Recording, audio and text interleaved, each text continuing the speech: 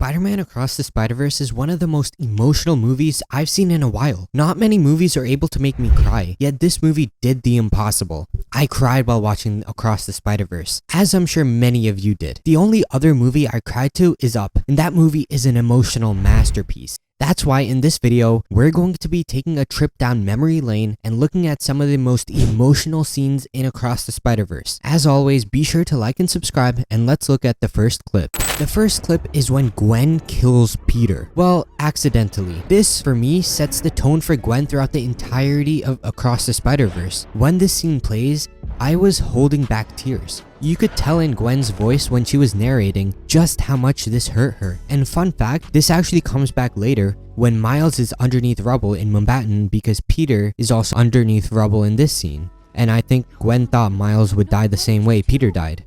Anyways, onto the music. Self-Love actually plays here, and that enhances the scene so much. The part of Self-Love that plays here makes me want to cry every time. And every time I hear it, it gives me chills across my spine. This, in my opinion, has to be up there in the top 5 or even top 3 most heartbreaking scenes in the Spider-Verse saga. Moving on to the next saddest moment, this is when Gwen totally rejects Miles Morales. I'll be honest, this is kinda of a mix of funny and sad. When they're hanging upside down in New York City, in this scene, Gwen rejects Miles because she doesn't want to die. Because she saw when Gwen gets close to a spider person, like in The Amazing Spider-Man 2, Gwen always dies. I kinda get why Gwen rejected him at this moment, cause I wouldn't want to die for Miles Morales either.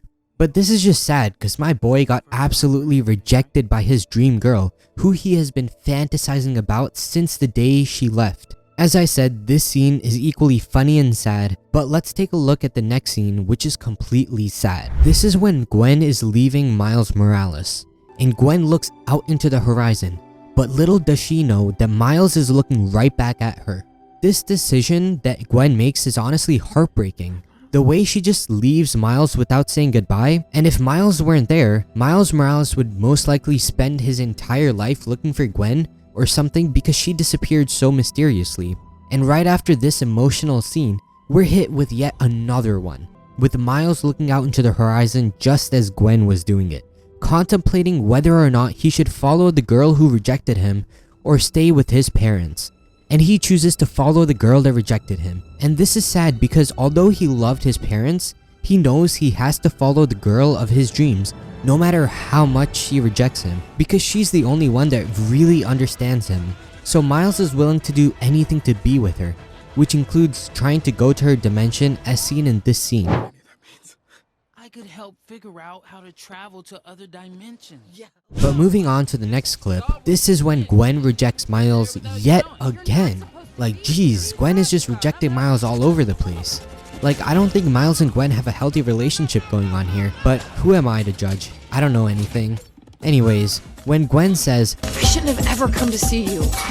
Dang. I felt really bad for Miles Morales. I can't put my finger exactly why I feel bad for Miles when Gwen says this, but I think it's something about Miles absolutely admiring and fantasizing about this girl, and then this girl just breaks your heart over and over and over and over again. But then in this scene, Miles actually tells Gwen, you shouldn't have come to see me. Hold on. Right, Gwen. You should have never come to see me. Which totally makes up for everything Gwen did throughout the movie, because Miles Morales rejected Gwen in this scene. Like, you go Miles Morales, you show her who's boss. You know, it's kind of funny, because all 4 of these sad scenes have Gwen in them, and 3 out of the 4 are Gwen rejecting Miles. It just goes on to show what kind of a character she was throughout Across the Spider-Verse. She was such a brat in Across the Spider-Verse, and I really did not like her. And before anyone starts disliking the video because I said Gwen is the worst in Across the Spider-Verse, hear me out. While I do stick by the fact that Gwen was kind of annoying and mean in Across the Spider-Verse, and if you think otherwise, you're just lying to yourself. However, I think she's going to get a huge redemption arc in Beyond the Spider-Verse, since now she's made up with her father and is now free from Miguel's web of lies. Because at the end of the movie, she's totally reformed and is now gonna stick by Miles' side and help him break the canon by saving his father. And this is the end of the video, so be sure to subscribe to my channel for part 2 of the saddest scenes in Across the Spider-Verse. And if you liked the video, you should definitely click the like button down below, and I'll see you in my next video.